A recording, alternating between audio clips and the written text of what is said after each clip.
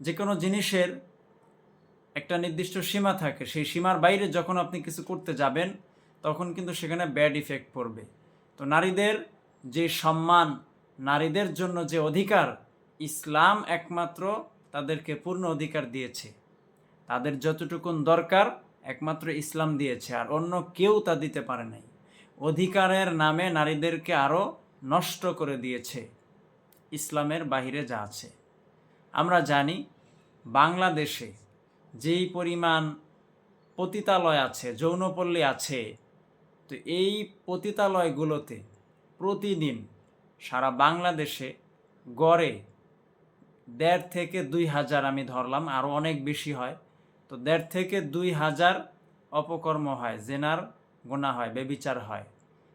সেই বাংলাদেশটা এতদিনে রবের পক্ষ থেকে আযাব এসে শেষ হয়ে যাওয়ার কথা, যেই দেশে প্রতিদিন ১.৫ থেকে ২,০০০, ৩,০০০ ব্যভিচার হয় শুধুমাত্র এই পল্লীগুলোতে। এগুলো ছাড়া আরও তো আছে। যেই দেশে এত পরিমাণে শুধুমাত্র ব্যভিচারের গুনাহ হচ্ছে, সেই দেশটা এতদিনে ধ্বংস হয়ে যাওয়ার কথা আল্লাহর পক্ষ থেকে আযাব এসে। যখন জাতিগতভাবে, সামাজিকভাবে কোনো গুনাহকে গুনাহ মনে না করা হয় এবং সেই গুনাহ সকলে মিলে করতে থাকে এবং কেউ ওটার বিরোধিতা করে না, তখন আল্লাহর পক্ষ থেকে ওই এলাকায়, ওই জনপদে আযাব আসে। আলহামদুলিল্লাহ, আল্লাহ তাআলা এখনও যে আমাদেরকে সেফ রেখেছেন, আযাব দিয়ে ধ্বংস করে দেন নাই, মহান রবের দরবারে শুকর আদায় করছি। নারীদেরকে আপনি যেই অধিকার দিতে চাচ্ছেন, শ্রমিকের অধিকার, তারা খারাপ কাজ করে, ব্যভিচার, এদেরকে আপনি ভালো পথে আনার চেষ্টা না করে উল্টো আরও এদেরকে সহ আরও মেজরিটি% নারীদেরকে আপনি এই খারাপ কাজের দিকে নিয়ে যাওয়ার চেষ্টা করছেন। তাদেরকে রক্ষা না করে আপনি আরও তাদেরকে খারাপ কাজের দিকে নিয়ে যাওয়ার চেষ্টা করছেন। আপনি যদি তাদেরকে এই শ্রমিক অধিকার দেন, তাহলে সেটা কি বৈধ হয়ে যাবে ইসলামের দৃষ্টিতে? আপনি কি এই দেশের সংখ্যাগরিষ্ঠ মানুষের, সংখ্যাগরিষ্ঠ মুসলিম দেশে, তো সেই মানুষগুলোর অনুমোদন নিয়েছেন বা তাদের মতামতের কোনো তোয়াক্কা করেছেন? তাহলে এই জাতীয় বিষয় আপনি কেন এনে সমাজের মাঝে বিশৃঙ্খলা করার চেষ্টা কেন করছেন? এটা একটা সম্পূর্ণ অযৌক্তিক বিষয় এবং খুব ঘৃণিত একটি বিষয়। শুধু তাই নয়, এটি ষড়যন্ত্রমূলক একটি পায়তারা বলা যেতে পারে। কারণ হচ্ছে, আমরা জানি ইত্যাদি জায়গায়, আমেরিকাতে সেখানে পরিবার ব্যবস্থা নেই, আর আমাদের এখানে পরিবার ব্যবস্থা আছে। পরিবার ব্যবস্থা, দিন শেষে আপনি আপনার সন্তান স্ত্রীদেরকে নিয়ে যে শান্তি অনুভব করেন, এটা কিন্তু তাদের মাঝে নাই, ওয়েস্টার্ন কালচারে নাই।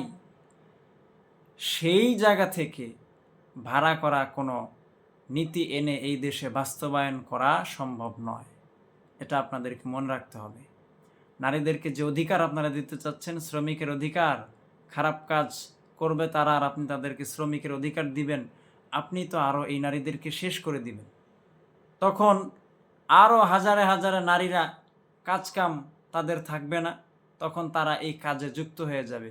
সরকার তো অনুমোদন দিয়েছে, সরকারের পক্ষ থেকে তো আমরা শ্রমিক, আমরা দেশের অর্থনীতিতে ভূমিকা রাখছি।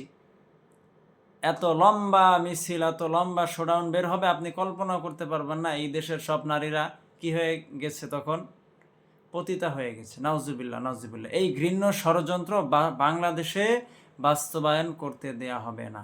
আমরা জানি এগুলো কারা করতে চাচ্ছে, কার ইন্ধনে এগুলো করা হচ্ছে, আমরা সকলেই জানি।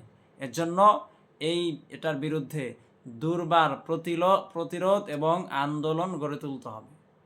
নারীদেরকে অগ্রাধিকার দেওয়ার নামে নারীদেরকে ধ্বংস করা হয়েছে এদেশে। আজকে যেই অনশনের ঘটনা, আজকে যেই বিয়ের আগে ফিজিক্যালি ঘটনা ইত্যাদি যে আমরা শুনতে পাচ্ছি, নারীদেরকে যখন এই জাতীয় অযৌক্তিক অগ্রাধিকার দেয়া হয় নাই, তখন কিন্তু এগুলো আমরা শুনি নাই, এগুলো ঘটে নাই।